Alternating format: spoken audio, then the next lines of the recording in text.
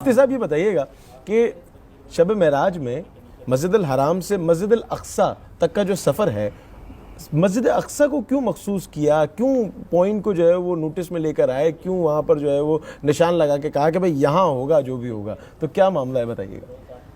جی دیکھیے، اہم سوال ہے کہ مسجد اقصی کو جو سفر معراج کے اندر اہمیت ہے اور اس کا تذکرہ ہے، جی ہاں، تو آخر اس کے یقیناً اسباب ہیں، اس کے مختلف پہلو ہیں۔ جی ہاں، اس کے چند ایک چیزیں میں آپ کی خدمت میں عرض کرتا ہوں۔ قرآن مجید نے ارشاد فرمایا الذی بارکنا حولہ، مسجد اقصی کے ساتھ قرآن مجید نے جو چیز بیان فرمائی کہ وہ مسجد جس کے ارد گرد ہم نے برکت ڈال دی ہے۔ تو کیا مسجد اقصی کا جو اندر ہے، پریمیسز ہے، کیا معاذ اللہ وہ برکت سے خالی ہے؟ ہرگز نہیں، بہت وہ تو اہم بات قبلہ ہے، اول ہے۔ جی ہاں، مگر قرآن مجید نے مسجد کے اندر والی برکت کا تذکرہ نہیں فرمایا۔ فرمایا الذی بارکنا حولہ، اس کے ارد گرد برکتیں ہیں۔ تو وہ ارد گرد کیا ہے؟ وہ انبیاء کرام کے مزارات ہیں، انبیاء کرام وہاں پر تشریف فرما ہیں۔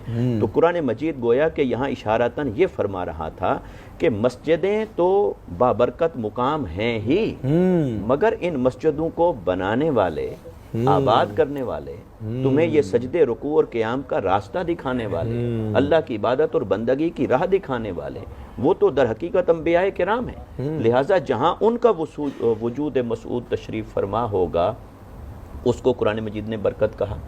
دوسرا یہ کہ مسجد اقصی کا جو خصوصی تذکرہ آیا، آقا علیہ الصلوۃ والسلام نے امامت فرمائی اور تمام انبیاء کرام آپ کی اقتداء میں کھڑے ہوئے۔ یہی معروف بات ہے اور صحیح روایات کے ساتھ یہ ثابت ہے۔ اب آقا علیہ الصلوۃ والسلام اگر مسجد حرام کے اندر یعنی بیت اللہ شریف مکہ میں یہاں تشریف فرما ہوتے اور تمام ارواح انبیاء کو یہیں بلایا جاتا اور یہیں پر آقا علیہ الصلوۃ والسلام امامت فرماتے، تو اللہ کے لیے تو یہ بھی بعید نہیں تھا۔ ایسا تو نہیں ہے کہ یہ جو امامت اور اقتداء ہے یہ وہاں مسجد اقصی میں ہو سکتی تھی اور یہاں نہیں ہو سکتی تھی، ایسی بات تو نہیں ہے، تو وہ یہاں بھی ہو سکتی تھی۔ تو اللہ رب العزت نے وہاں کیوں کروائی؟ وہاں اللہ تعالیٰ یہ دکھانا چاہتے تھے کہ اگر ان تمام ارواح انبیاء کو مسجد حرام میں اور بیت اللہ شریف میں بلا کے حضور کو مصلی امامت پر کھڑا کیا جائے تو کل کلاں کوئی آنے والا کہہ سکتا ہے یہ تو کعبہ بھی ان کا، قبلہ بھی ان کا، مصلی بھی ان کا، یہاں امامت فرمائی تو کیا تعجب ہے؟ مگر اللہ نے فرمایا آؤ، قبلہ ان کا، انبیاء سابقین کا۔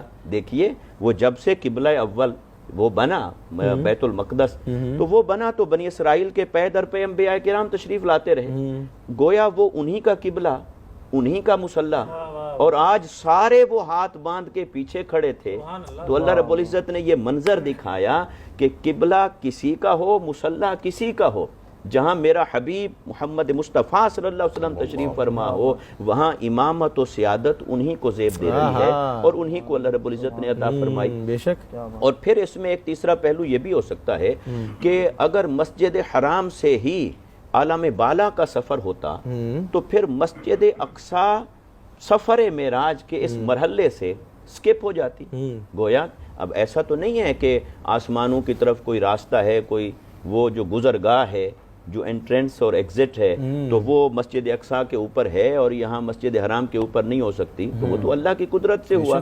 تو لہٰذا اگر یہ مسجد حرام سے سدرۃ المنتہا اور عالم بالا کی طرف سفر ہوتا تو پھر مسجد اقصی سفر معراج کی اس نسبت اور فضیلت سے محروم ہو جاتی۔ تو اللہ رب العزت نے اپنے حبیب مکرم صلی اللہ علیہ وسلم کے سفر کا روٹ یہ طے فرمایا کہ حبیب یہ مسجد حرام آپ کا مسکن ہے، یہاں اس کو فضیلت مل گئی، اب آپ مسجد اقصی تشریف لائیں، اسے بھی نسبت سے نوازیے، اور پھر آپ آسمانوں کی طرف تشریف فرما ہوئے۔